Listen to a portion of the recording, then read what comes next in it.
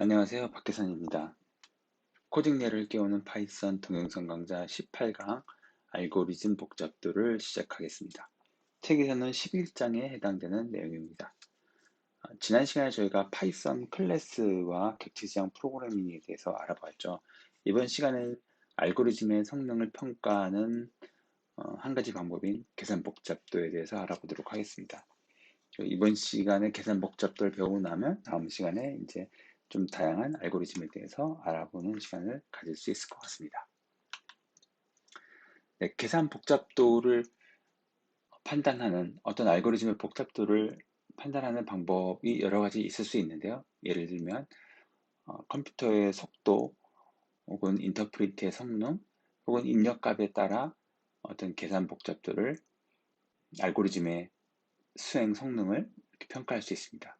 하지만 컴퓨터 속도나 어, 인터프리터 혹은 컴파일러의 성능에 따라서는 실행하는 환경에 따라서 음, 알고리즘의 성능이 각기 다르게 판단되겠죠.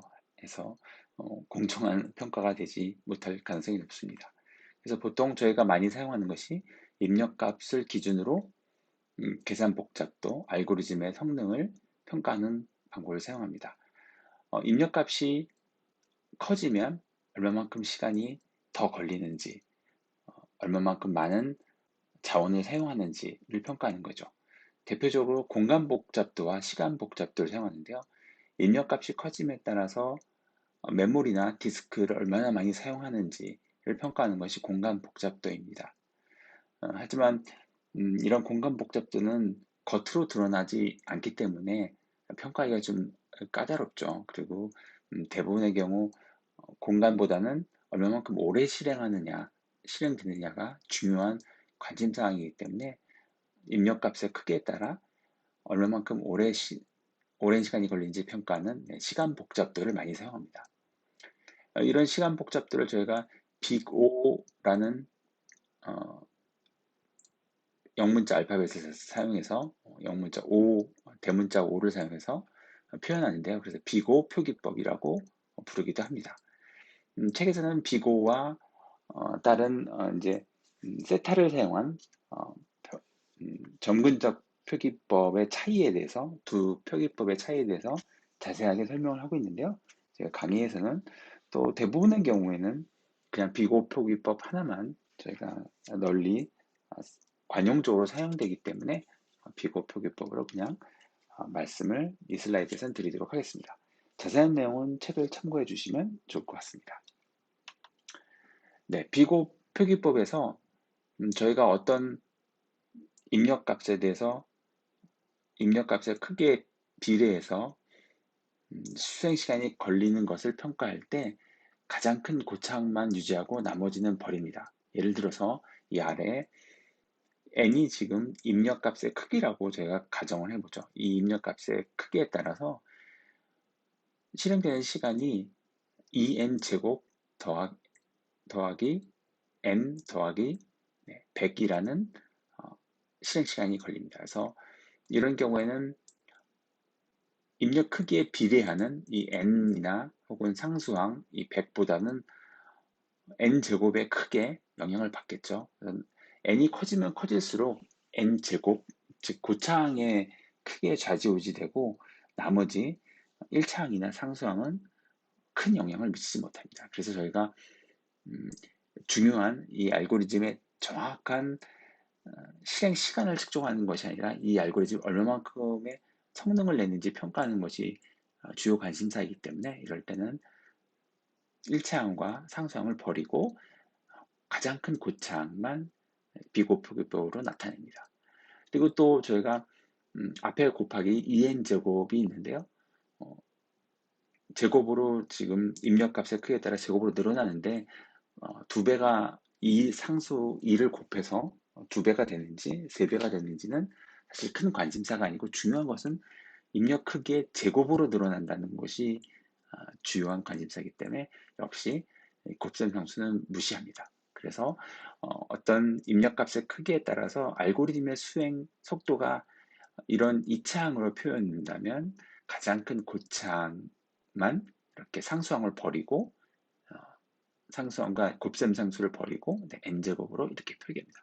그래서 네, 5의 n제곱 알고의 계산 복잡도를 갖는다라고 저희가 이렇게 표현을 하죠. 이 의미는 최악의 경우 이 알고리즘의 실행 시간이 입력 크기의 제곱에 비례해서 커진다라는 것을 의미합니다. 그래서 음, 여러 가지 저희가 비곱 포기법으로 대표적인 이제 알고리즘들을 알아볼 텐데요. 이 제곱이 어느 정도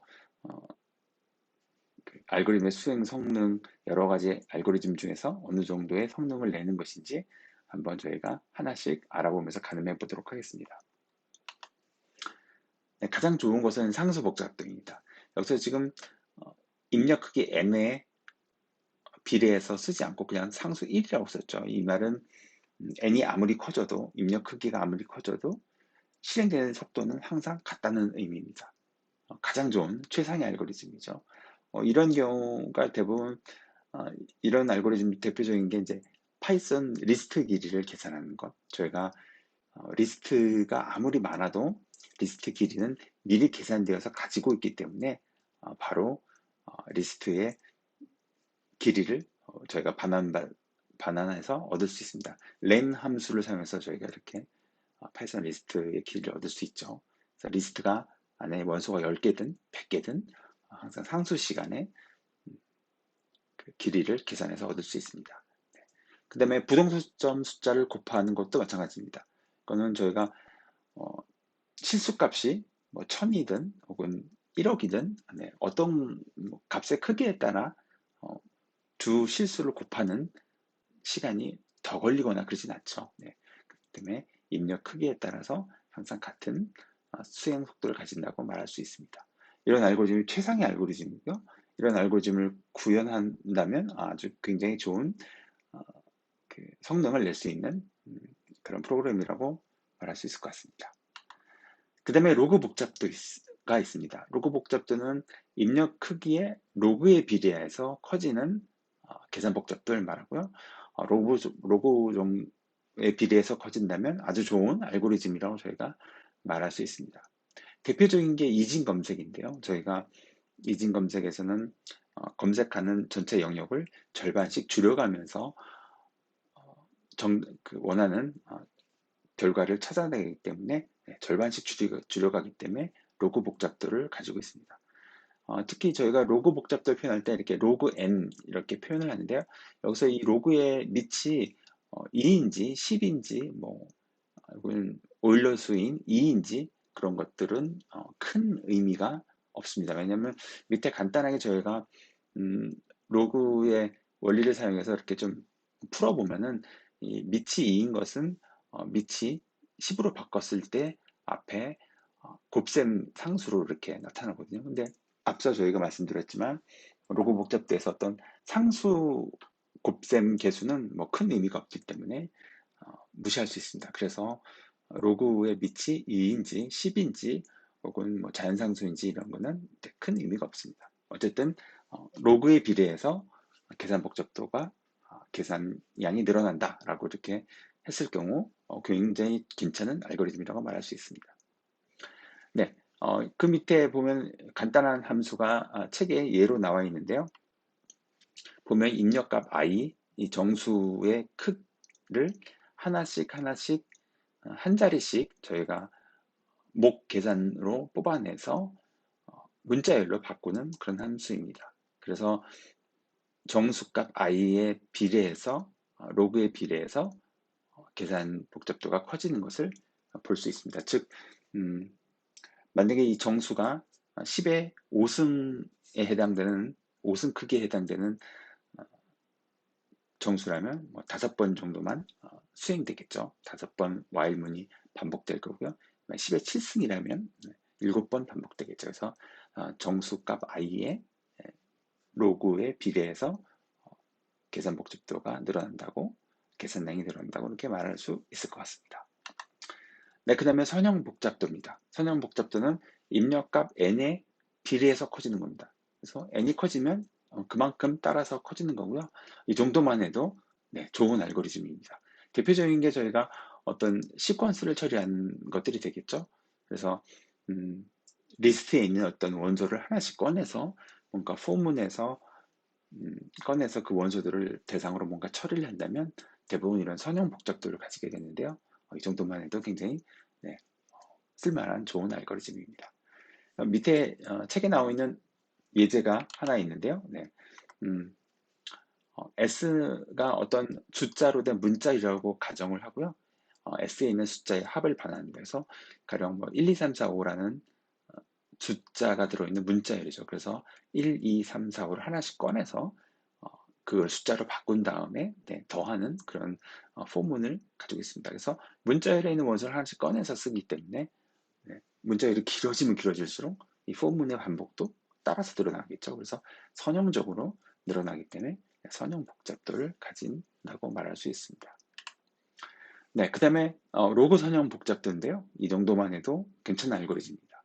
아까 이전에 봤던 로그 n의 복잡도에다가 선형인 n을 곱한, 그래서 n 곱하기 로그 n의 비례해서 네, 복잡도가 늘어나는 알고리즘입니다. 12장에서 저희가 배울 합병 정렬이 바로 이런 복잡도를 가지는데요. 12장에 가서 다시 한번 소개해 드리도록 하겠습니다. 네, 괜찮은 알고리즘이라고 제가 말할 수 있고요. 그 다음에 다항 복잡도입니다. 저희가 다항 복잡도는 입력의 크기 n의 뭐 제곱이나 세제곱이나 이런 식으로 어, 늘어나는 그런 복잡도를 말하는데요. 음, 대부분의 경우 이렇게 제곱항이 많습니다. 물론 세제곱도 있을 수 있지만 대부분의 경우 n의 제곱으로 늘어나는 알고리즘들이 있고요. 대표적인 게 저희가 여기 이진 검성을 제가 잘못 썼습니다. 오타입니다. 네, 죄송합니다. 그리고 쓸만한 이 정도만 해도 쓸만한 알고리즘이라고 저희가 말할 수 있습니다. 책에 나와 있는 예제가 그 밑에 있는데요. 지금 L1과 L2가 리스트고요. L1에 있는 모든 원소가 L2에도 있는지 조사하는 그런 알고리즘입니다. 그래서 L1에 있는 원소도 모두 다 확인을 해야 되고 L2에 있는 원소도 모두 다 확인해야죠. 바꿔 말하면 L1에 있는 원소 하나에 대해서 L2를 모두 다 조사해야 됩니다. 그렇기 때문에 L1이 n개가 있고 L2도 n개가 있다면 둘 다 선형이기 때문에 n의 제곱에 비례한다고 말할 수 있겠죠. 그래서 포문이 두 개가 나란히 나와 있는 것을 볼 수 있습니다. 네, 그 다음에 지수복잡도가 있습니다. 지수복잡도는 책에 예가 있긴 있는데 너무 복잡해서 제가 슬라이드에 실지 않았고요. 한번 책에 있는 내용을 참고해 보시면 좋을 것 같고요. 어떤 입력값 크기 n이 어떤 상수의 n승에 비례해서 늘어나는 그런 복잡도입니다. 물론 굉장히 크게 아주 이 n이 커지면 입력값이 커지면 굉장히 복잡 계산량이 늘어나기 때문에 음, 가능하면 피하는 것이 좋겠죠. 네. 그래서 이런 여러 가지 종류의 복잡도가 있고요. 어떤 알고리즘을 만났을 때 혹은 어떤 책이나 자료에서 알고리즘이 뭐 n제곱에 비례한다, 로그 n에 비례한다, 뭐 이렇게 소개를 들었을 때 이게 어떤 의미인지 이해하는 데 도움이 되셨으면 좋겠습니다. 계산 복잡도를 비교해 보면요. 지금 상수 복잡도인 경우에는 이렇게 하나의 수평선으로 나타나죠. 입력 크기에 따라서 변화가 없습니다. 항상 일정한 시간 안에 뭐 알고리즘이 끝나는 거죠. 그래서 굉장히 좋은 알고리즘이라고 저희가 말할 수 있고요. 그 다음에 밑이 2인 로그인 경우에는 맨 처음에는 뭐 상수 복잡도보다 더 나을 수 있지만 n이 커짐에 따라서 점점 조금씩 증가하는 것을 볼 수 있고요. 만약 이 밑이 2인 로그를 선형 복잡도랑 비교한다면 선형 복잡도는 이 로그 복잡도에 비해서 굉장히 가파르게 올라가는 것을 볼 수 있습니다. 하지만 또 이 선형 복잡도도 로그 선형에 비하면 굉장히 좋은 알고리즘이고요. 로그 선형은 로그와 n을 곱했기 때문에 더 가파르게 올라가는 것을 볼 수 있습니다. 하지만 이 로그 선형도 2차 다항식 n제곱에 비교하면 굉장히 좋은 알고리즘이고요. 2차 다항식 다음 복잡도인 경우에는 굉장히 가파르게 시간이 증가하는 것을 저희가 볼 수 있습니다. 또한 이 2차 다항식도 어, 가파르게 증가하지만 지수 복잡도에 비하면 매우 취약한 것을 매우 좋은 꽤 괜찮은 알고리즘인 것을 제가 볼 수 있고 지수 복잡도는 정말로 굉장히 가파르게 계산량이 증가하기 때문에 가능하면 피하는 것이 바람직할 것 같습니다. 네, 이번 시간에는 계산 복잡도의 종류와 각각의 계산 복잡도가 어떤 의미를 나타내는지 가볍게 알아보았고요. 다음 시간에는 저희가 이런 계산 복잡도를 가지고 이런 지식을 바탕으로 해서 잘 알려진 몇 가지 알고리즘을 알아보고 평가해 보도록 하겠습니다. 그리고 데이터 구조에 대해서도 배워보도록 하겠습니다. 네, 감사합니다.